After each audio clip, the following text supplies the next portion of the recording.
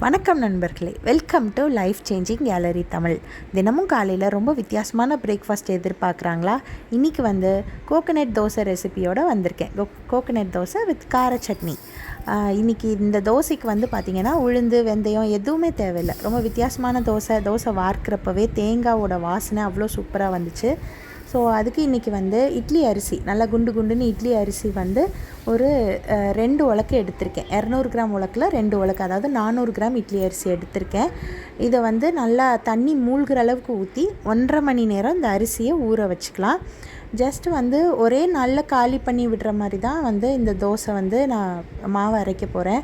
தேங்காய் சேர்த்துருக்கிறதுனால ரொம்ப ஒரு 3 நாள் 4 நாள் ஃப்ரிட்ஜில் வச்சு ஸ்டோர் பண்ணி யூஸ் பண்ணுற ஐடியாவில் நான் இல்லை. ஸோ இப்போ பாருங்கள், 1.5 மணி நேரம் கழித்து அரிசி நல்லா இப்படி வெளியேறுனு ஊறிடுச்சு. 2 தடவை கழுவி எடுத்துட்டு இப்போ நான் மிக்ஸி ஜாரில் பாதி மிக்ஸி ஜாருக்கு ஃபஸ்ட்டு ஊற வச்ச அரிசியை ஃபில் பண்ணிக்கிறேன்.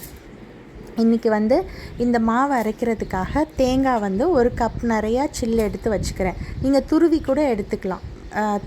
தேங்காவை துருவி கூட 1 கப் அளவுக்கு நீங்கள் அளந்து எடுத்துக்கலாம். இன்றைக்கி நான் இந்த மாதிரி தேங்காய் சில்லு ஒரு கப் எடுத்திருக்கேன். அதில் 1/2 கப்பை இதில் சேர்த்துக்கலாம். கொஞ்சம் 2 பேட்சாக அரைக்க போகிறேன்.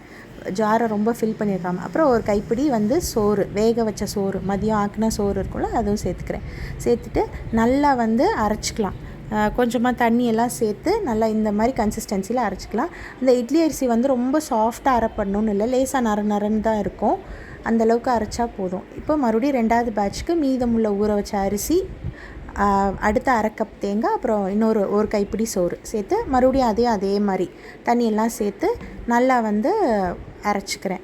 இந்தளவுக்கு அரைச்சி உள்ளே சேர்த்துக்கிறேன். இப்போ இதில் தேவையான அளவு உப்பு சேர்த்து நல்லா கை வச்சு மிக்ஸ் பண்ணி இதை மூடி வச்சிடுறேன். ஓவர் நைட் நல்லா மாவு பொங்கி வரட்டும். அடுத்த நாள் காலையில் இதில் நம்ம தோசை ஊற்றி எடுத்துக்கலாம். தோசையும் கார சட்னி ரெசிபியும் அடுத்த நாள் காலையில் பார்க்கலாம். பாருங்கள், அடுத்த நாள் காலையில் நல்லா மாவு பொங்கி வந்துருச்சு. மாவு எந்தளவுக்கு பாருங்கள், இது பொங்கி வந்திருக்கிறது தெரியுது. மாவு கெட்டியாகவும் இருக்குது.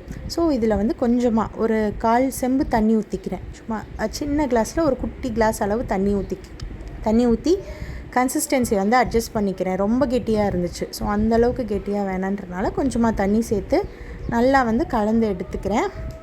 ஸோ இப்போ இதில் நம்ம தேங்காய் தோசை இப்போ ஊற்ற ஆரம்பிக்கலாம். நம்ம தோசைக்கல்லை ரெடி பண்ணிவிட்டு நல்லா ஒரு 1.5 கரண்டி மாவு சேர்த்து நான் இதை ரொம்ப இதாக ஊற்றாமல், கிறிஸ்பியாக ஊற்றாமல், ஜஸ்ட் கும்மலாக ஒரு ஊத்தாப்பம் மாதிரி தான் ஊற்றிருக்கேன். இந்த மாதிரி பபிள்ஸ் ஓட்டை விழுந்தோடனே ஃபுல்லாக குறைச்சி வச்சு மூடி வச்சிடுறேன். மூடி வச்சு தோசை சுடுறப்ப நல்லா சூப்பராக வெந்துருச்சு. வெளேர்னு இருந்தது மேலே. நான் திருப்பி போட்டுக்கிட்டேன். உங்களுக்கு வேணும்னா நீங்கள் திருப்பி போடாமல் 1 சைடு மட்டும் வேக வச்சு எடுத்துக்கலாம். பட் எனக்கு நான் 2 சைடுமே வேக வச்சு எடுத்துக்கிட்டேன்.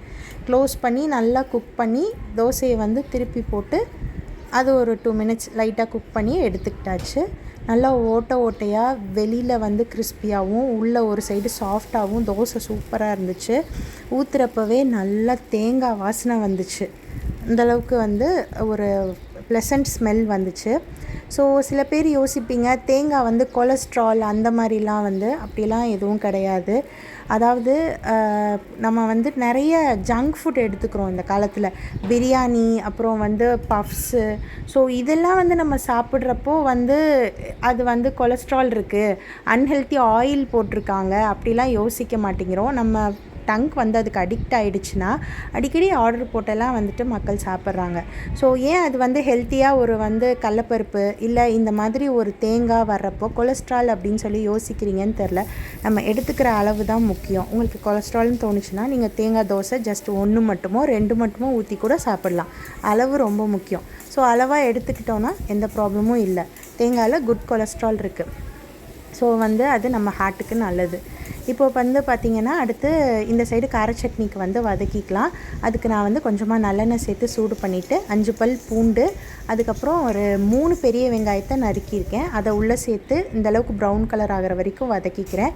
கொஞ்சமாக கருவேப்பிலை, 4 வத்தல் அதையும் சேர்த்து நல்லா வதக்கி விட்டுட்டு அதுக்கப்புறம் 3 தக்காளி, 2 பெரிய தக்காளி, ஒரு சின்ன தக்காளி, அதை ரொம்ப பொடியாக நறுக்காமல் இப்படி 4ஆக வெட்டி போட்டு தக்காளியோட தோல் சுருங்குற அளவுக்கு வதக்கினா போதும். ரொம்ப ஜூஸாக வதக்க தேவையில்லை. ஏன்னா நம்ம இதை அரைக்க தான் போகிறோம் இல்லையா, அதனால். ஸோ வந்து இப்போது கார சட்னிக்கு ஒரு சைடு ரெடி ஆகிட்டுருக்கு, தோசையும் ஒரு சைடு நான் ஊற்றிட்டே இருக்கேன். சும்மா ஒரே ஒரு சின்ன சில் தேங்காவை நறுக்கி இதுக்குள்ளே சேர்த்து நல்லா வந்து கலந்து விட்டுக்கலாம். சும்மா 2 மினிட்ஸ் கலந்து விட்டுட்டு அப்படியே வந்து கார சட்னிக்குள்ளே தான் ஆஃப் பண்ணிடலாம். ஆஃப் பண்ணி ஆற வச்சுட்டு கொஞ்சமாக கல்லுப்பு சேர்த்து கொரப்பாக சட்னி அரைச்சிக்கலாம். நம்மளோட சுவையான கார சட்னியும் ரெடி ஆகிடுச்சு. கோகனட் தோசை கூட வச்சு சட்னியை தொட்டு சாப்பிட்றப்ப செம்ம டேஸ்ட்டாக இருந்தது. தாளிக்காமல் இப்படியே கூட வச்சுக்கலாம், இல்லை நீங்கள் தாளிச்சு கொட்டியும் சாப்பிட்லாம், நல்லாயிருக்கும். ஸோ இந்த ரெசிபி உங்களுக்கு யூஸ்ஃபுல்லாக இருந்தால் ஷேர் பண்ணுங்கள், லைக் பண்ணுங்கள், சப்ஸ்கிரைப் பண்ணுங்கள். நம்ம சேனலில் உள்ள மற்ற வீடியோஸில் பார்த்து என்ஜாய் பண்ணுங்கள். நன்றி.